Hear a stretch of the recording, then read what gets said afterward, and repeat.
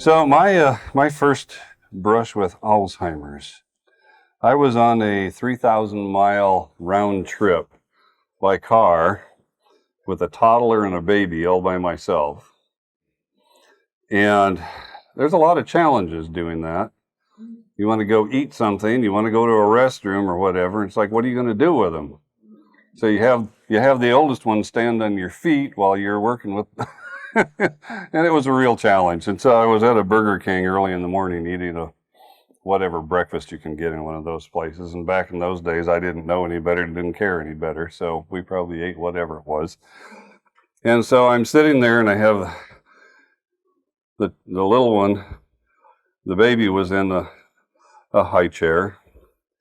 And I'm trying to get her to eat something, and the other one's gobbling away over here, and we'd been awake half the night driving, so we were all frumpy and grumpy. And I look, and we're in the deep south, and here rolls in a beautiful burgundy Cadillac with two ladies.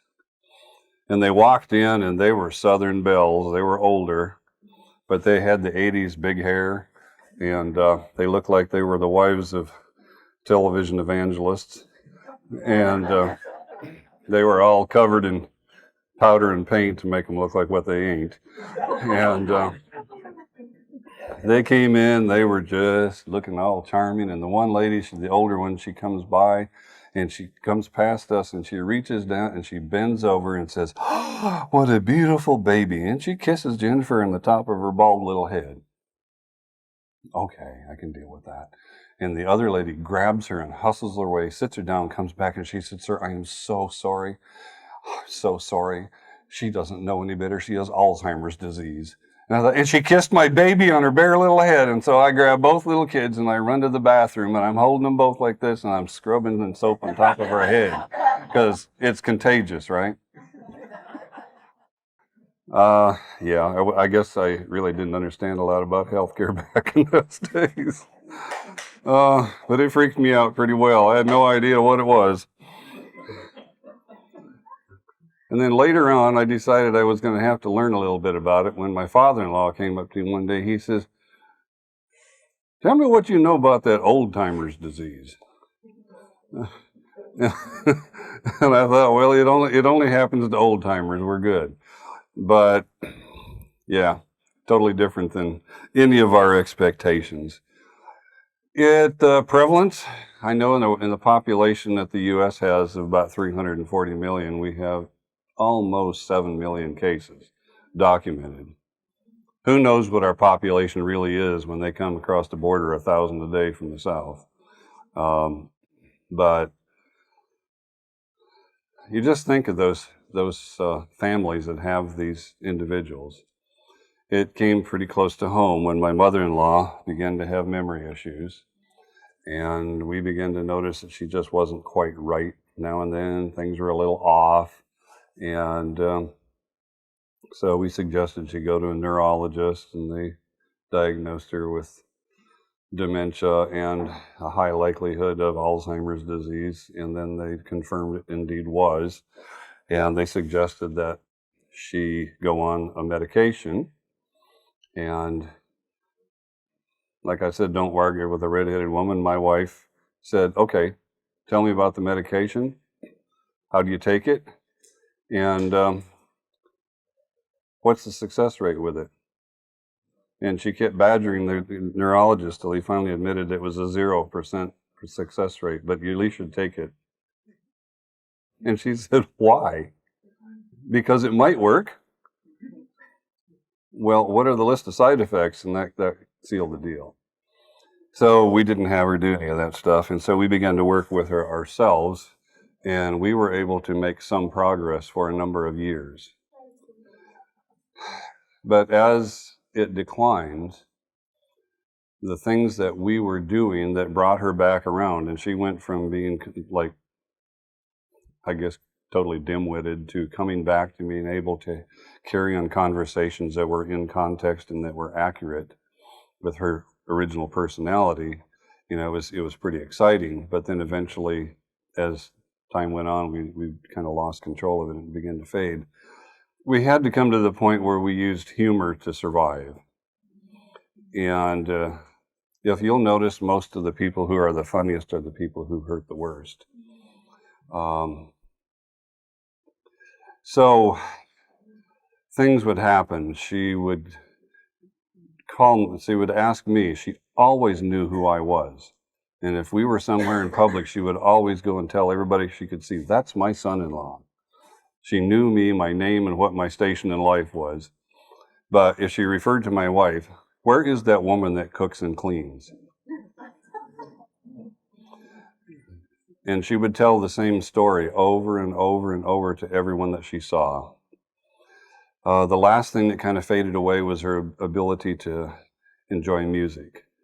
And she would play the piano and sing.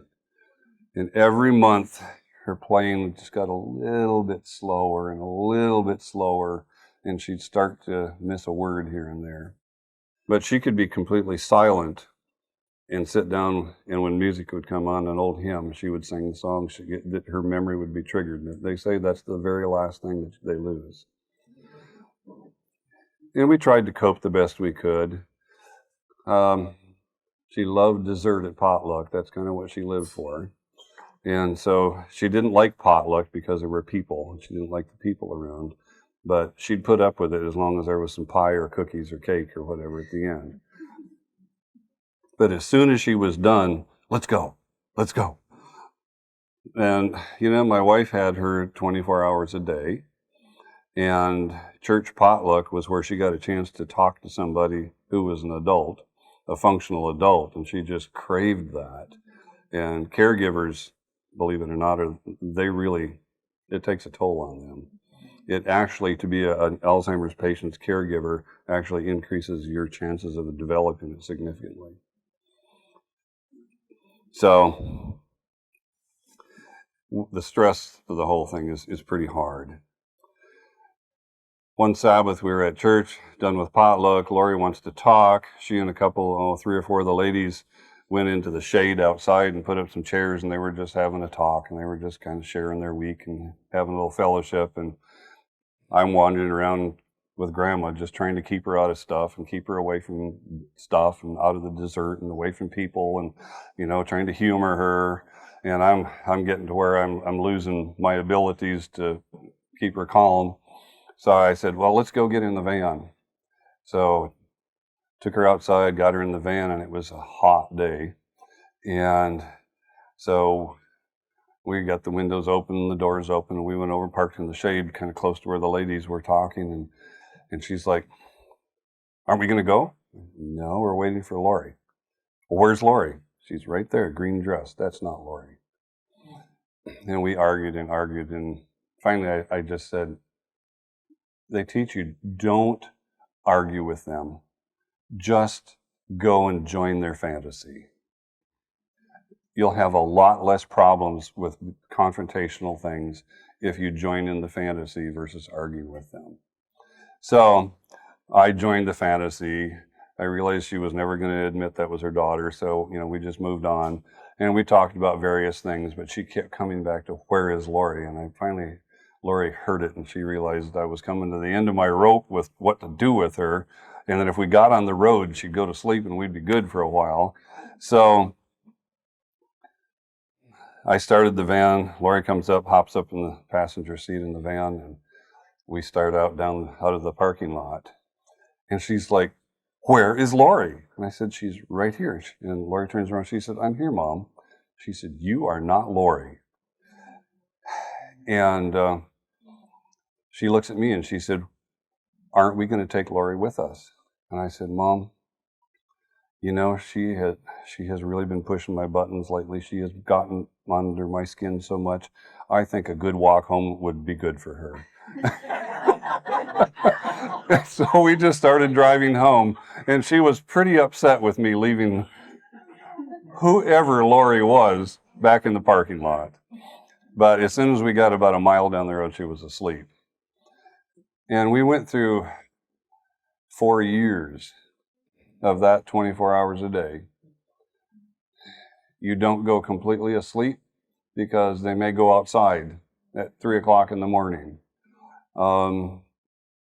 If they're incontinent, They might be at 2 o'clock in the morning ripping their pins to shreds all over their room or whatever. So you've got one ear always open. You're waiting, watching, trying to figure out what's going on. And eventually it gets down to the point where they lose less and less and less of their personality, less of their abilities to communicate, and they go into silence. And it's not fun. Having had that in our family and realizing how prevalent it is, it seems like about 1 out of 10 households, if you ask them, they have a family member somewhere who has some stage of Alzheimer's disease. I was never that interested in it until it hit us personally. There were a lot of conditions in my practice that I worked with. That wasn't one of them. Every time that I had the opportunity to work with one, their neurologist said no. We're not doing anything but what the standard medicine has provided, which is nothing, and we'll stick with that. So never went anywhere with that. So now we had an actual possibility to actually work with somebody and see if we could actually benefit them. And, we did. But when somebody gets to be 94 years old, so much of the equipment is broken that there's very little eventually that you can do. She's still alive, and I have no idea why. We kept her well and comfortable until my wife was about to go into some sort of a breakdown, and I realized that she couldn't do it anymore. And we talked about my children, who are all medical, are like, she goes into a home. They have people who take care of those people, and they don't get burned out. They work 8 hours and they go home and they don't have any connection, and they can be compassionately detached, and that's where she needs to be. And the rest of the family said, absolutely not. We're not putting our family member in some place where they don't know anybody. And they're frightened and confused and all of that all the way through. So a niece said that she would take her. So she quit her job and remodeled a bathroom and made a room in the basement and got everything all set up for her. And we took her there. And the first thing she did was take her down to get her COVID shot. And I think it was about 4 days later, she was in the hospital with all kinds of blood clots everywhere, in her lungs, her legs, you name it, which she'd never had. But, it just got harder and harder. We would shuttle her back and forth. We'd take her on weekends and that. And finally, it just got so hard on her. Tina just said, just leave her here. She seems to be happy. She sits in a chair with a battery-operated cat, tweaking its whiskers, and that's her life. And eating. So what are our chances? First identified in 1906, the prevalence was almost non-existent. Very few people, very few cases. Medical professionals really were not even aware of this until decades later. He found some of the very few cases, the first cases. It's devastating. Originally, people all called it dementia. It does have cognitive decline and memory loss. It's amazing how the difference in cases, I know of 2 cases where they went from where the symptoms became profound enough to have a diagnosis to their demise in about 6 months. I heard of one case was about 3 months, about 90 days. And in our case, the book hasn't been written yet because we have no idea how long that lady's going to live.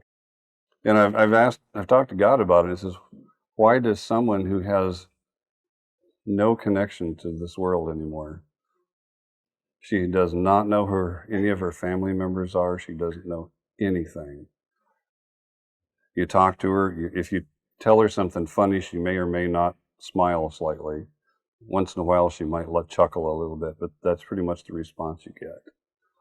And ask God, why do you keep her around? She doesn't have any more decisions to make. She has no more purpose in her own personal life, but that's his call, not mine. Maybe he has things he has to teach all the rest of us. I don't know. We need to learn a little more patience. One of the things that they did find as they began to do autopsies on the brains is they found the presence of beta amyloid plaque and tangles in the neurons. So keep that in mind as we take our little journey. We'll talk more about that. We're going to talk about the prevalence, who gets it, the risk factors, and of course, how you can cut your odds. I don't know that it's 100%, but do everything that you can do. Was that in Ephesians? When you stand against the wiles of the devil, you do everything that you can do, right? You don't leave off one piece. So I'm looking for pieces and I'm doing everything that I can. 73% are age 75 or older. So if you're under that, I guess that's good. And if you're older than that, I guess that's good too. 1 in 9 people age 65. That's a pretty solid number. That's a lot of impact on a lot of lives and a lot of families.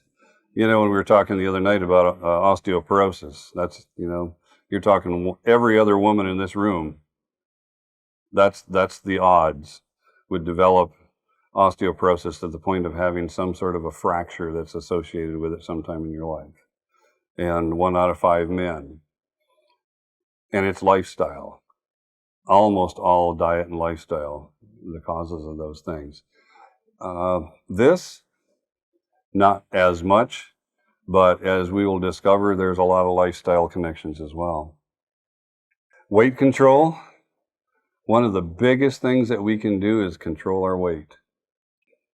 I lived in Japan for a while, and if I saw somebody who was overly proportioned, I knew that it was either a sumo wrestler, or it was an American, or a Brit, or a German. It was one of those 4. Their diet and lifestyle was not conducive to being overweight. And I was intrigued with that when I was there. But Alzheimer's is associated with increased inflammation and insulin resistance. And you'll find that either one or both in almost every case of cognitive decline. Now, you can be thin because of your metabolic type, and you can still have these things. There are some people who could breathe heavy air and eat too much celery and get chubby. And then you have other people who can eat everything that doesn't get away and they're thin. So the size of you is not necessarily indicative to what you do. It could have something to do with your genetic typing. But the thin guy can still have all of these things because of his lifestyle. So insulin resistance is a condition in which the cells of the body become less responsive to the insulin. So the cells of the body we're talking about are typically, you're looking at anything from your tissue cells to your blood cells. Every cell in the body requires some sort of ability to feed itself and then produce energy. So what you feed your cells is glucose, which is a fancy name for sugar.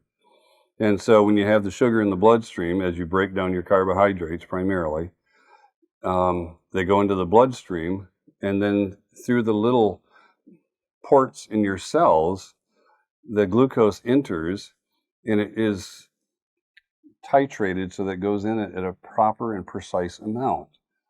It's like the little cells almost have little computers that are telling them how open or closed to be based on how much energy you need, how much glucose is in the blood. It's incredible how little things that you watch in a microscope are that intelligent. We are so fearfully and wonderfully made. You wonder, well, I thought all the intelligence was in the brain. There's a whole lot of intelligence in the body that I don't know what the connection is with the brain. We know some of it is based on, as the brain recognizes certain factors, it'll release hormones, which are chemical messengers, which tell things what to do. Some of that's involved. But as that insulin, or as that glucose is floating around, then you need some insulin to tell those little ports to open up and let the glucose in. And so, your pancreas has all your little beta cells, and they'll begin to release the insulin. It goes into your body. It goes into throughout the cells. The cells begin to do an intake or uptake of the glucose. The glucose then turns into energy. We call it ATP, or adenosine triphosphate. That is the purest form of energy that we know in the human body. What happens is when you begin to get insulin resistance, those little ports don't open. They're much more stubborn about opening. So when you took biology and or chemistry, you learned about gradient theory. So you have a membrane, and you have a neutral solution here, which could be pure distilled water, which is kind of empty, and then you have, say, salt water down here. The higher the solution of the salt, the faster it will go through that membrane to a certain point. It's kind of a linear reaction. But what happens is in these cells, the ports get smaller, and so gradient theory tells you have to have a higher pressure on the bottom side of that membrane. So the body begins to realize that pancreas better make a little more and release a little more insulin to burn this stuff, because it's got to get them open. Well, as you go through life and that begins to get higher and higher, you come to the point where your poor old pancreas just can't do it anymore. And now you have type 2 diabetes. So we are beginning to discover that many, many medical folks are referring to Alzheimer's as type 3 diabetes. It is almost the same condition, or a companion condition. So fighting insulin resistance is one of the best things that we can do, because that prolonged elevation of the insulin creates neural inflammation, and neural inflammation turns into plaque and turns into the inability for the neurons to be able to communicate through the synapse. So how do you deal with insulin resistance? Tennis shoes. That's your cure for that. Get out and run. Get out and walk. The more you walk, the more your body begins to realize that it's capable of burning this stuff, and it just as a reflex will begin to slowly open these ports up a little bit. It is probably one of the very best weapons that you have against insulin resistance. We're also going to talk about some dietary aids in the process.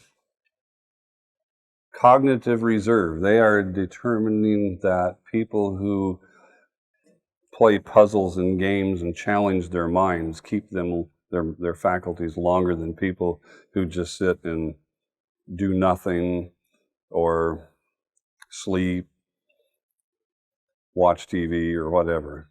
Very little challenge in watching the television most of the time. I think about the only mental challenge I get if I watch TV is critiquing how illogical the production is. I'll watch and say, that didn't just happen. That cutscene skipped a step. And how stupid do they think the viewers are? Did they think we wouldn't catch that? That's what I do when I watch TV, and I find it irritating. But, I had my mother. She was kind of an old country girl, and they're tougher than the rest. She worked hard. She wasn't able to go to school because her parents threw her out when she was 8th grade and said, "We can't afford to keep you anymore. You need to get." She said, "What am I going to do?" And they said, "Go work for some Jews. They'll take the rich Jews in town will take in somebody to watch their babies or whatever, or cook or clean." And so she kind of floated from one house to the other. And I said, "Why did you move around?" She said, "If you get into a house where they have 2 screaming babies, you lose your mind. You move to one that doesn't have babies, and then it's better." She said, "I'd rather scrub floors than try and keep babies from screaming." But to speak with her, no one ever knew she didn't have an education. She always read. Every time you saw her, if she wasn't working, she had something in her hand that she was reading. Except for when I went to her house, she would get so upset with me. She had cool magazines that I don't have at my house. She had like guideposts and Reader's Digests and whatever, and I'd sit down and I'd pick it up because I love to read. And she'd snatch it and say, "You came here to visit with me and not to read." I said, "But, where did I get it from? I got it from you." And I thought it was kind of funny. This guy was talking about, he said, "My daughter, she reads at night under the blankets with a flashlight. She thinks that we don't know. And she's in there reading. And since she's reading fairly good stuff, we haven't said anything about it." He said, "She thinks we don't know, but she's never stopped to think about the fact that the batteries in her flashlight have never burned out." Encourage reading for your kids. It's an amazing thing. Just encourage them to read wholesome things. But my mom was always reading or doing puzzles, crossword things, word games. She was constantly challenging her mind. And she lived to be 3 days short of 97. And she was as sharp as they came till she was about 6 months before she died. She slowly began to get a little bit delusional about things. But at that age, who knows what my computer is going to do if I make it that long. But they are able to determine that people are actually delaying the onset, at least, just by the fact they're keeping their brain active. Aerobic exercise that we talked about, not only does it cause your insulin resistance to back off, you're also improving the blood flow to the brain. It stimulates the growth of new neurons and keeps your brain more active. Resistance training helps you burn some of that stuff and can definitely, you think it wouldn't, you're just, lifting weights or whatever. It actually does help your body with its cognition. So being a couch potato is no big benefit. We talked about, for just a moment, and I said I'd come back to it, the beta amyloid plaque. We also see high levels of beta amyloid plaque in brains of people who have high levels of heavy metals. In the field of dentistry, for a lot of years, they were using a product called dental amalgam for fillings, which was an amalgamation of silver and mercury. And I had a lot of discussions when I was developing multiple sclerosis and beginning to lose most of my neurological function in my life, and it was getting to be pretty frightening. And I prayed, "Dear God, please don't let me die before my kids are out of high school. I don't want my wife to have to try and support children and herself and trying to make a future for all of them. I don't want to die. I want to be there to help be, useful and provide an income and whatever." But I wasn't doing so good because she had the seat of my pants and my shirt collar, and she was walking me out to the car and whatever. And, if you can imagine me at 6'2", I weighed about a little over 130 pounds. My eyes bulged out of my head. I saw a picture of me the other day, and it just put a chill up my spine. It was frightening. And I just thank the good Lord that I was able to overcome that disease. Back to it, though, I was really concerned about the mercury amalgam fillings that I had in my head, because I had 13 of them. And when I was a child, I used to play with mercury. My dad had a factory, and I used to, when the big equipment, which utilized mercury switches for running boilers and whatever, when they stopped working properly, they would throw them in the trash, and I'd snatch them out and break it open and get another little blob of mercury in my little thing. And when I would go to school, since I had hyperactive disorder and I had attention deficit so bad, and I would get in trouble for reading books, because you're supposed to be in second grade. You read second grade books. I'm sorry, your stories are boring. Puff falling off the steps and Dick and Jane. It was just so boring and so insulting. I wanted to read the 6th and 7th and 8th grade books because they had cool stories. They had adventures with mountain lions and bears and wagon trains, and that was more interesting to me. So sometimes if they wouldn't let me read the books, I'd play with Mercury on my desk. So I think probably had a lot to do with it. When I did actually have some testing done, my mercury levels were frighteningly high, almost unmeasurable. So worked on chelating that out of my body, and I'm still working at it because it doesn't happen overnight. But what we discovered as I was doing a lot of research, one fellow came to me one day and he said, I think you should investigate mercury toxicity in your condition. And I am like, why? Are you talking about dental fillings? He said, yeah. And I'm like, that's quackery. Come on. I talked to the dentists and, they tell me what the ADA's, I looked up the American Dental Association's official stance, and nah, that's nonsense. They wouldn't, on such a widespread level, allow people to have that in their system. They're not going to go put it in people's mouths.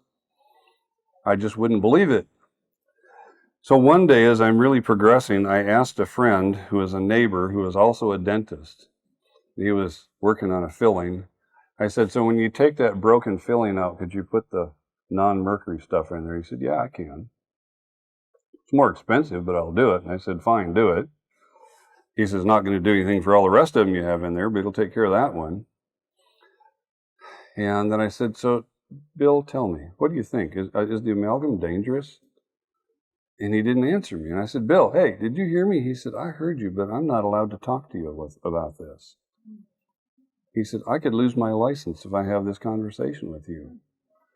And I said, Bill, I don't want you to lose your license, but hey, we're friends and I'm dying. Can you just talk to me? And he gets this real far away look in his eye, and he just kind of looks over and looks out the window, and he said, sometimes when there's smoke, there's fire. That's all I can say. So I went and looked in the Spirit of Prophecy, and Ellen White talks about mercury, and she said as long as there's one atom of it in your body, there'll be disease, decay, and death. So I began to do research on that and realized that I felt like there was a fair amount of science that hadn't really been widespread that indicated that there was validity to this thought process. And so began to get rid of that. But what I thought was amazing is in the people who had Alzheimer's, the brains had amyloid plaque. In people who had high levels of mercury toxicity, the brains had amyloid plaque. And I'm like, we got a parallel track, or is it the same track? Wasn't really sure. So your brain also relies on insulin for various functions. And the regulation of the glucose also helps to regulate what we call plasticity of the synapse. And plasticity, I'm not talking about plastic, I'm talking about function. It keeps it functional. And everything that happens in your body, all your little neurons with the synapses are the little gaps in between, messages have to go across. It's almost like in a car with a spark plug. Nothing happens till the spark goes across. Anode, cathode, spark, ignition. Same thing happens here. And when you get beta amyloid in these synapses, it stops. So these accumulations are bad in the fact that they can decrease your metabolic energy. They will eventually cause all kinds of neurodegradation. What you eat has a lot to do with this. If you have what we call the Alzheimer's diet, you're going to be eating dramatically different than what the standard fare on the street is. They're finding that Mediterranean communities like Greece and southern Italy, places like that, where they eat a whole lot of fruits, vegetables. Why? Because they're poorer, okay? They're subsistence farmers by and large, and they're just eating what they can grow, and they've got a decent climate, they've got a longer growing season. They're going to eat a whole lot less animals. They're going to eat a whole lot more of the fresh produce, and the fats that they're going to be consuming are not the kind of fats that people in Nordic communities are going to eat, where they eat so much animal fat.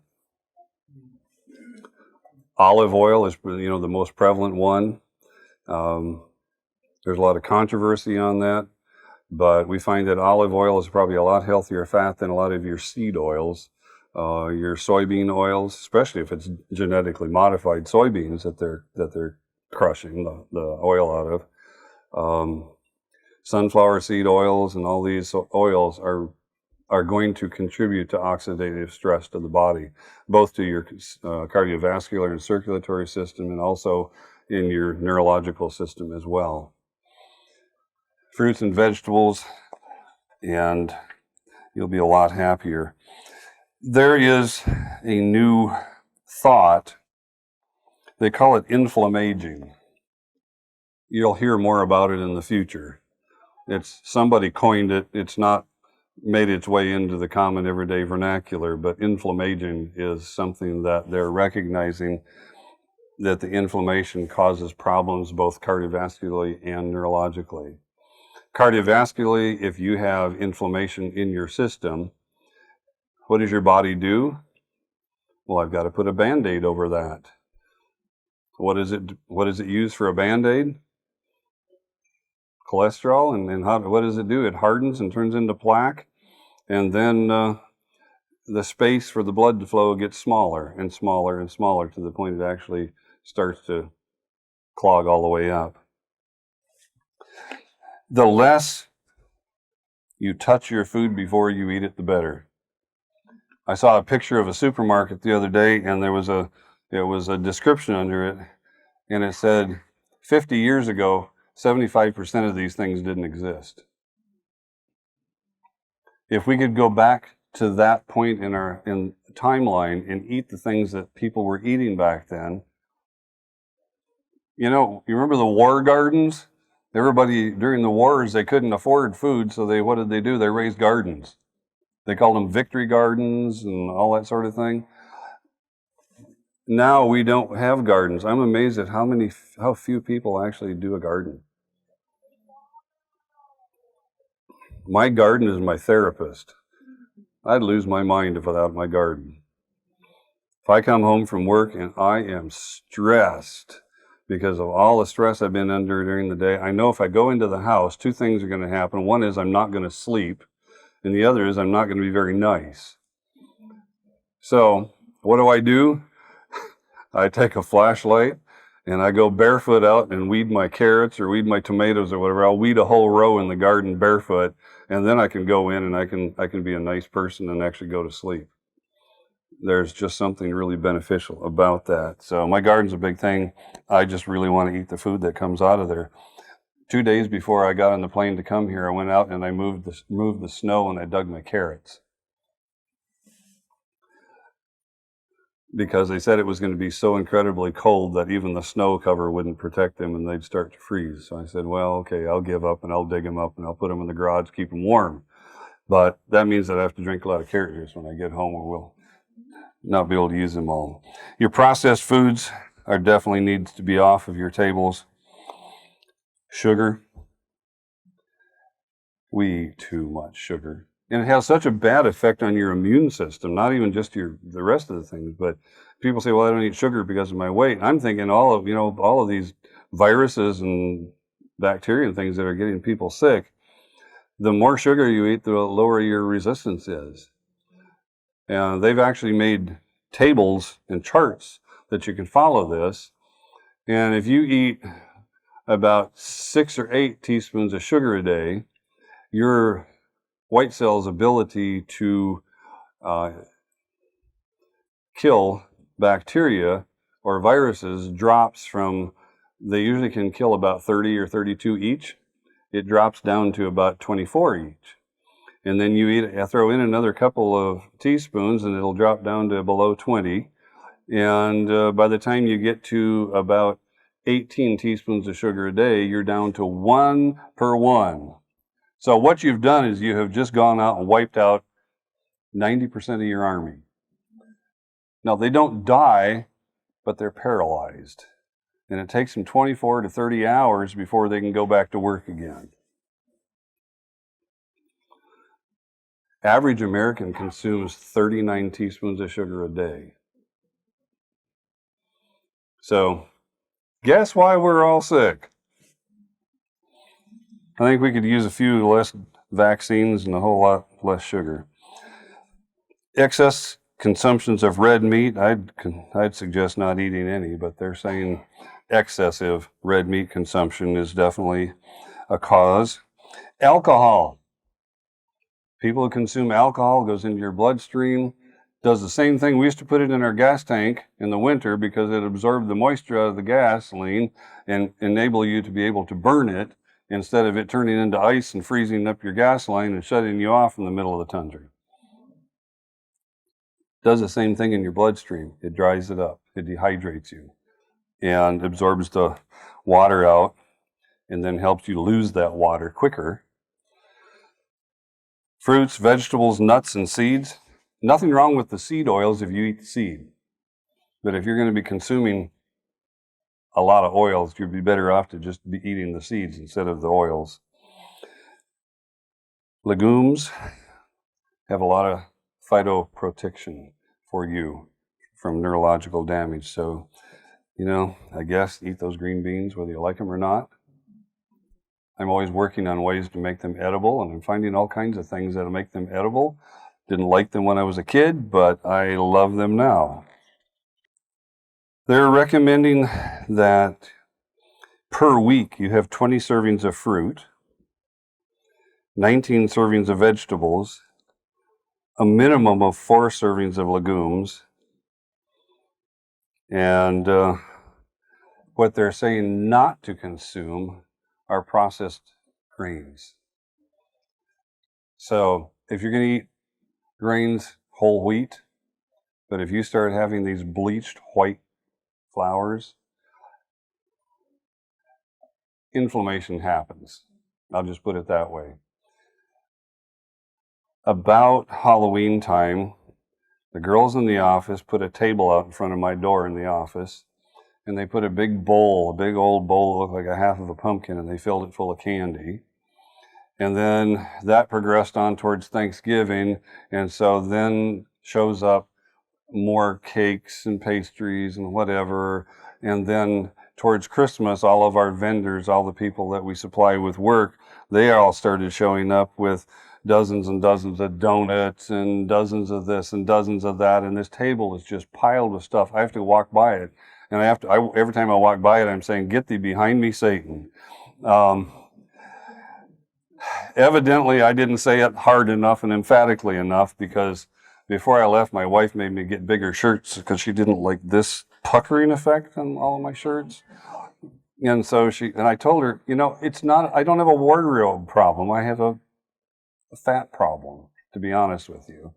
And she said, "Well, if it's temporary, we'll give those shirts away when you get skinny again." But in the meantime, it was a necessity. But I was so thankful just before we left, they took the table and got all the stuff out of there. And I'm like, praise the Lord. Oh, we already referred to this, but they're finding that the people who are on our standard American diet, which is probably similar to what y'all have, they're 3 times more likely to develop dementia and Alzheimer's than people who have a decent diet.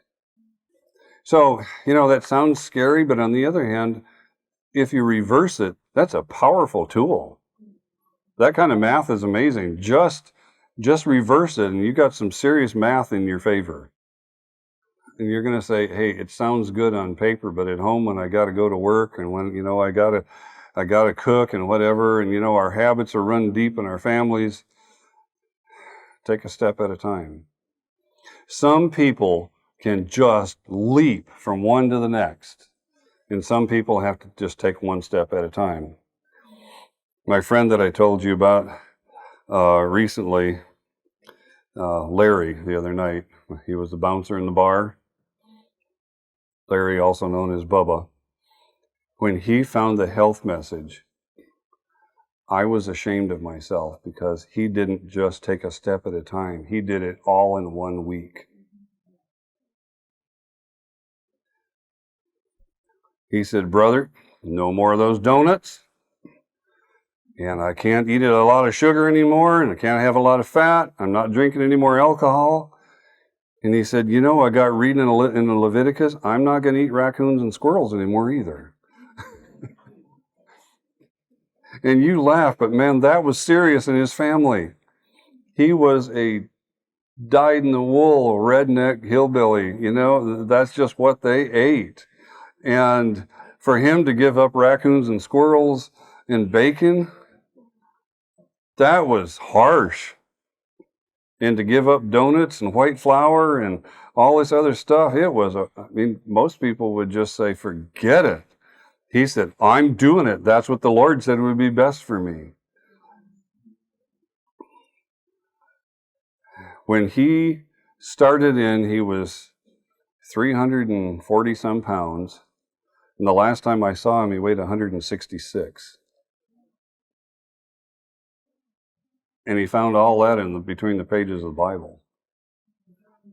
I had no idea the health message was in the Bible like it was. I just thought, Ellen White was where the health message came from. It was all new revelations that came on since, in the 1800s. And he had never heard of her before. He just had found a Bible in the dumpster and he was reading it. They're telling us that omega-3 fatty acids are also showing some protective effects against cognitive repair. So in some people groups are finding that those who are eating some fish, I'm not a big proponent of fish anymore because there seems to be so many pesticides and heavy metals in the flesh of these fish as well. I said to myself one day, I'm going to go to the top of a mountain where no streams can flow because water goes downhill, right? And I'm going to go up there and I'm going to catch a trout out of the top of one of these mountain lakes up there, and that'll be perfect. Doc says, no, they actually did tests, and those are full of mercury too. It goes in with the rain from the clouds.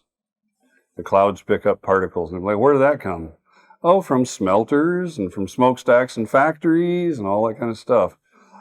Our world is waxing old like a garment. But we can still get our omega fatty acids. We don't have to eat fish liver oil. You can still get it from things like flax and chia. So they'd probably be pretty good additions to your diet. So what did God have in his mind for us when he created us? The righteous shall flourish like a palm tree. He shall grow like the cedar in Lebanon. And those that be planted in the house of the Lord shall flourish in the courts of our God. They shall still bring forth fruit in old age. God never intended us to rust out, age out, get frayed and fall apart. Should be fat and flourishing. I don't know what version that fat came from. I think it's just God's way of saying they're going to be in good health. In Proverbs 16:31, the hoary head is the crown of glory if it be found in the way of righteousness. That's basically how I want to end my life, with a crown of righteousness. I really don't want to end any other way, do you? I realize that there's a lot more research to be done. We're going to learn a lot more things as we go along the way, but I just will tell you that you can be certain that following these things are going to increase your odds to protect your God-given faculties a lot longer than if you don't. I talk about inflammation. Inflammation has many forms. I mean, we're talking about arterial inflammation, and that affects your brain as well. All those little blood vessels and capillaries in your brain, if they're inflamed all the time, they're going to end up getting leathery instead of plastic, and they're going to be developing plaques. Your Your irregular arteries in your body can have the same issues. We can have cardiovascular disease. You know, I just don't want to go there. Well, one of the things that I've noticed a lot of times is that the people are eating all this sugar and all these refined carbohydrates also are developing a lot more neuromuscular diseases, as well as their joints. Begin to start saying, my elbows don't go, my shoulders don't go, my knees won't move, my back is stiff, and all that sort of stuff. And even without injury, they can be unable to function without a lot of pain. I want to be like that old lady in Peru who's 102, 103 or whatever, and wanted a few vitamins because she was a little short on energy once in a while and she couldn't work as long hours, but she didn't need any ibuprofen like all the rest of the people did. Well, let's have a prayer. Gracious Heavenly Father, we thank you so much for how much you love us. We think about how incredibly wonderfully we are made. Who else could have thought up all of these processes to put us together, and we all these cellular and neurological functions all work together like a symphony? And then came sin, and we do all these things that disrupt the perfect function. And we just ask you, Lord, that you will heal us, heal our minds, send your grace that we may be able to overcome the things that are in our path to reaching a better plane of health. And I just thank you, Lord, for this camp meeting. It's been an incredible blessing. We ask this in Jesus' name, amen.